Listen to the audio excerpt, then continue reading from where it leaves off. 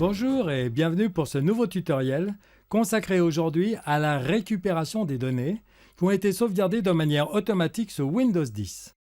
Bien, allons voir le contenu des deux dossiers qui nous servent d'exemple pour ce tuto. Le premier dossier contient 4 images, dont 3 vont directement aller à la corbeille. Ensuite, je fais exactement la même chose avec le deuxième dossier. Je prends les 2 derniers documents que je place également dans la corbeille.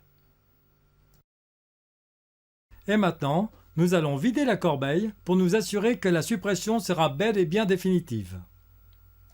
Procédons maintenant à la récupération des fichiers perdus. Donc tout d'abord, nous nous rendons dans Paramètres, puis nous choisissons Mise à jour et sécurité, et dans ce menu, nous choisissons Sauvegarde.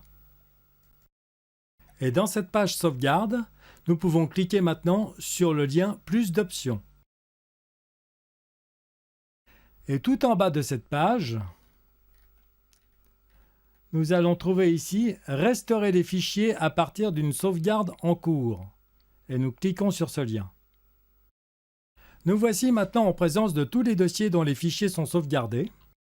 Et maintenant, pour aller récupérer nos fichiers, nous allons nous rendre dans le dossier Bureau, puis Doc Démo, et nous retrouvons ici les 3 documents originaux, dont les 2 qui avaient été supprimés. Du coup, je vais sélectionner ces 2 derniers fichiers afin de les restaurer à leur emplacement original à l'aide du bouton vert en bas de cette page. Et les voici. Ils apparaissent ici. Ok, ça c'est en ordre.